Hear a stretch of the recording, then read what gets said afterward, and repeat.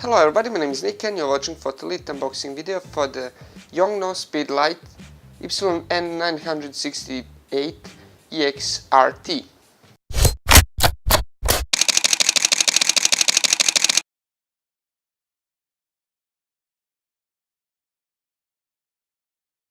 Now when we open the box, here we have a flashlight itself, then here we have instruction manual, warranty card, and also now this is a gel for the LED on the front.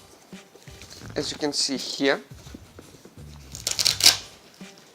we have this nice carrying case, and here we have a flashlight. Here we have this is the leg on which we can mount the flash, and here we have also a screw point so that we can mount it on the tripod or even something else. Now as you can see here we have a flash itself. Here we have LED, as I've said.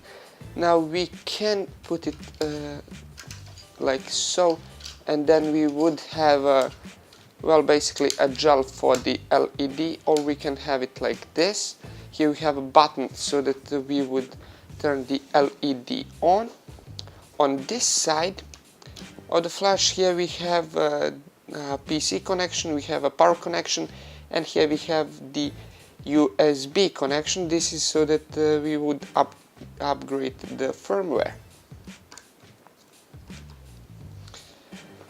On the other side, here we have a socket for the battery compartment, and here we have some silicone gel. As you can see, there goes 4 AA batteries. Now here we have the back of the flash. Here is the locking mechanism. This is the type of the locking mechanism that's very common in the Yongnuo. Here we have on and off switch, and here we have some buttons. This button is in order to do power check. Here we have a dial and the mode button, and as well as some other buttons. Now this flash has a guide number of 60. There is LED here with the color temperature of 5500 and about 300 luxes. It uses a 2.4 G connection, as well as it has E-TTL. Now this particular model is for the Canon, but there's obviously for Nikon and others.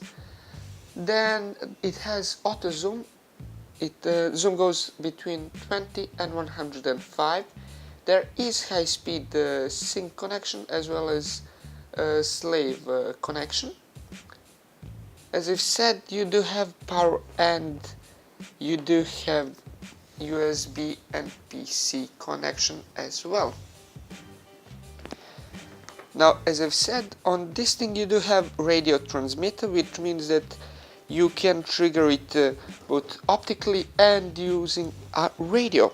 So basically you have to buy a transmitter but not a receiver as well for using this flash of the camera.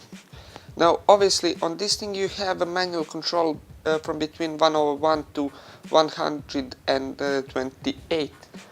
Now let me try to see how it works when we put the battery in.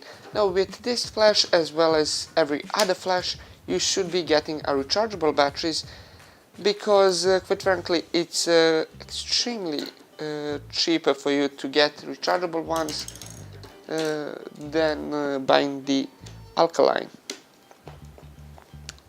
As you can see here, now it's in the E-TTL mode, now it's in manual mode, and you have multi as well.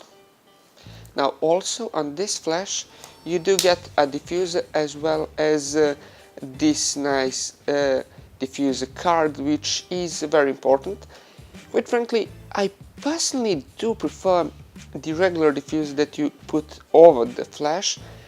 In my opinion, it gives nicer lighting, but if you do have a diffuser card, on your flash you're probably gonna be way too lazy to carry a diffuser as well, and if I had the diffuser card on my flash I would not be using a diffuser that goes over, even though I do believe it gives quite a bit more nice light.